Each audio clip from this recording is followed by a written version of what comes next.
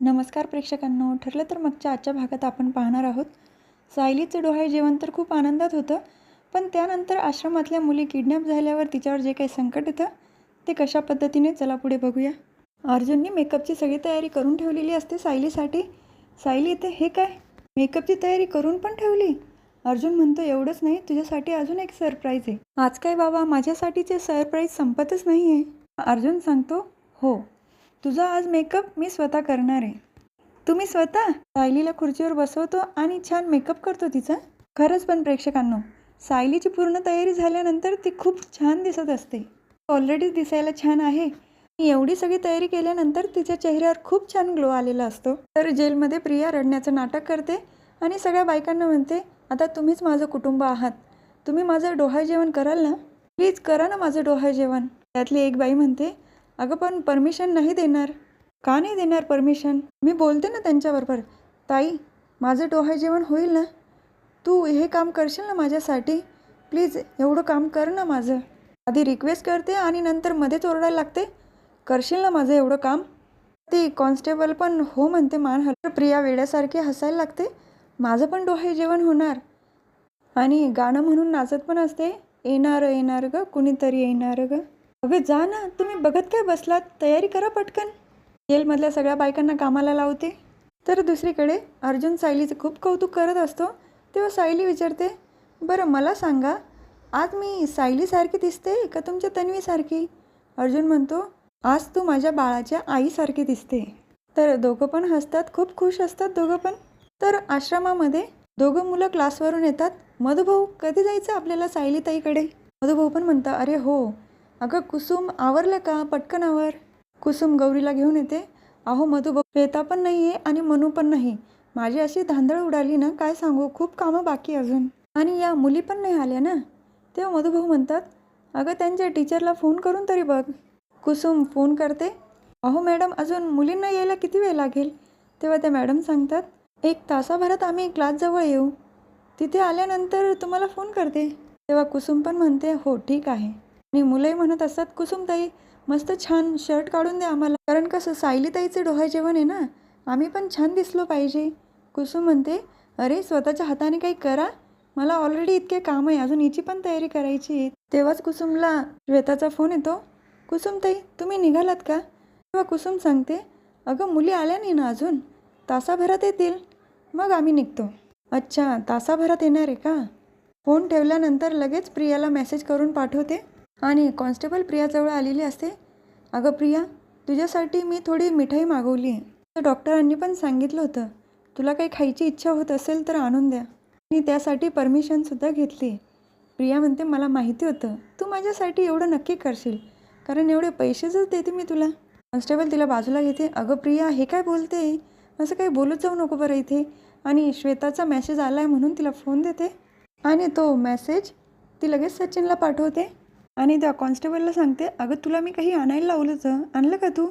Constable म्हणते, हो आणलं आहे. अगं मग जा पटकन घेऊन ये. कॉन्स्टेबल तिथून निघून जातात. तर इतर बायकांना पण तिने कामाला लावलेलं असतं डोहाळे जेवणाची तयारी करण्यासाठी. अगं पटपट हात उचला, 9 संपल्यानंतर माझं डोहाळे जेवण करणार का? तर सुभेदारांच्या घरी श्वेताने सगळ्यांसाठी कॉफी बनवलेली असते. तिथे प्रताप काका आणि पूर्णा आजी पण येतात. पूर्णा आजींना जेव्हा कॉफी देते, पूर्णा आजी तुमच्यासाठी कॉफी, तुम्हाला जायफळ घालून लागते ना, अगदी तशीच बनवली आहे. पूर्णा आजी विचारतात, अगं हो, पण तू कोण आहेस? तेव्हा अस्मिता सांगते, अगं पूर्णा आजी, ही श्वेता आहे, सायलीने तिला बोलवलं इथे आणि आजपासून ती आपल्या स्मितला सांभाळणार आहे.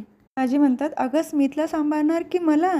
कारण माझी आवड निवड सगळी माहिती तिला. श्वेता सांगते, कारण सायलीताईने मला अगदी सगळं व्यवस्थित समजून सांगितलं आहे ना. प्रताप काकांना पण कॉफी देते. तेव्हा ते विचारतात, अरे अर्जुन सायली कुठे? ते आले नाही अजून, आम्हाला वाटलं आम्हालाच उशीर झाला की काय. तेव्हाच तिथे अर्जुन सायली दोघं पण आलेले असतात. चैतन्य म्हणतो, शैतान का नाम लिया और शैतान हाजीर, असं म्हणणार होतो. आता सायली वहिनी आहे ना सोबत, कसं काय बोलणार मी? अर्जुन म्हणतो, म्हणजे तू मला बोलत होता का? सगळ्या हसायला लागतात. तर पूर्णाजी म्हणतात, सायली किती गोड दिसतेस ग तू. माझी इच्छा होती की तन्वीच्या आयुष्यातले हे सगळे क्षण मी बघावे आणि ती इच्छा आज पूर्ण झाली. आता मी तुझ्या बाळाचं तोंड बघितलं की डोळे मिटायला मोकळी. सायली सांगते, अगं पूर्ण आजी हे काय बोलते? तुला अजून माझ्या बाळाची लाड करायची आहे, छान छान गोष्टी सांगायच्या आहे आणि महत्त्वाचं म्हणजे त्याच्या लग्नात नाचायचं सुद्धा आहे. पूर्ण आजी म्हणतात, हो गं बाई चुकलं माझं. तर तिथे फोटोग्राफर आलेले असतात, अश्विन सुभेदार. तेव्हा अश्विन म्हणतो, हो हो यामध्ये. अर्जुन विचारतो, हे कोण आहे? चैतन्य म्हणतो, अरे हे फोटोग्राफर आहे, हे दोघं आजचे उत्सव मूर्ती, तर यांचे पाहिजे तेवढे फोटो काढा तुम्ही. तर सायली तिथे स्टूलवर बसते आणि अर्जुन तिच्या आजूबाजूने उभं राहून वेगवेगळ्या पोजेस देतो आणि फोटो काढत असतो. चैतन्य विचारतो, अरे अर्जुन, डोहे जेवणासाठी पोजेसची एवढी तयारी कधी केली तू? तर काका म्हणतात, अरे हे तर काहीच नाही, पण जेव्हा प्रेग्नेंट होती तेव्हा हे सगळ्या गोष्टी मी केल्या आहे. आता तर इंटरनेटचा जमाना. तर अर्जुन विचारतो सायलीला, बायको तू दमली तर नाही ना? तसं सांग हां. आणि श्वेताला आवाज देऊन सांगतो, थोडं ज्यूस आणते का सायलीसाठी? तेव्हा श्वेता ज्यूस घेऊन जाते आणि मनातच म्हणत असते, जेवढे फोटोज काढायचे काढून घ्या, पण हा आनंद फार काळ टिकणार नाही. तर जेलमध्ये प्रियाच्या पण डोहाळे जेवणाची तयारी झालेली असते आणि प्रियाने जो मुकुट घातलेला असतो मध्ये तर ती फुल कार्टून दिसत असते हां प्रेक्षकांना. पण असो, जेलमधल्या बायकांनी तिच्यासाठी साज तर बनवला, डोक्यावर मुकुट, पोटाला लावण्यासाठी पानांचा साज. प्रिया इतकी एक्सायटेड असते, अगं गाणं म्हणा ना माझ्यासाठी, कोणीतरी येणार येणार ग. ती बाई म्हणते, अगं थांब, आधी आम्हाला तुला ओवाळू तर दे. तेव्हा तिचं औक्षण करतात. प्रिया म्हणते, पेढा बर्फी ते वाटीमध्ये उलटं करून ओळखू द्या ना मला, म्हणजे मला पण कळेल मला मुलगा होणार आहे की मुलगी. तेव्हा ती बाई म्हणते, अगं तुला मुलगाच होईल. आणि दुसरी म्हणते मुलगी होईल. मुलगी म्हटल्यानंतर प्रिया तर इतकी तिच्यावर संतापते, ती हिंमत कशी झाली मला मुलगी होईल म्हणण्याची? मला मुलगा हवा आहे, सुभेदारांचा वारस, मुलगाच हवा आहे मला, मला मुलगा होणार. तिचे डोळे बंद केले जातात आणि ती वाटी फिरवली जाते. जेव्हा वाटीमध्ये ती ओळखते काय आहे तर त्याच्यामध्ये बर्फी निघते. वाटी लगेच फेकून देते, पण हरकत नाही, मुलगी जरी होणार असेल पण ती प्रियाची मुलगी असणार आहे. वंशाचा दिवा जरी नाही लावू शकली पण ती तर पेटवणारच. अगं पण तुम्ही असे बघत का उभे राहिलात? घ्या घ्या, प्रियाचं डोहाळे जेवण आहे, लाजू नका बरं का. सगळ्यांना मिठाई देते. सगळ्या बायका जेलमध्ये जाण्यासाठी निघतात. तर प्रिया सगळ्यांना थँक्यू म्हणते, खरंच आज तुम्ही माझ्यासाठी खूप काही केलं आहे.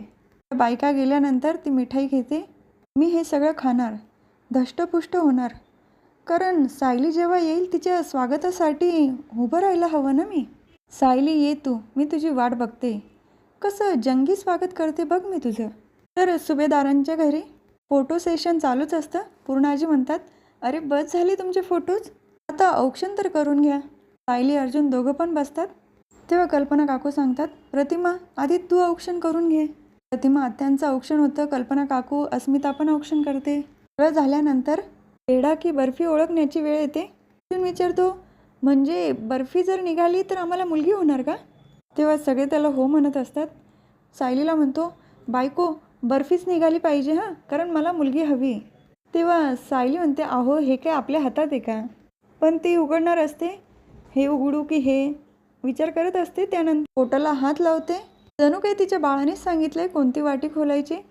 तर ओपन केल्यानंतर बर्फी निघते. अर्जुन तर एवढा खुश होतो, ओरडायला लागतो, यस मला मुलगी होणार.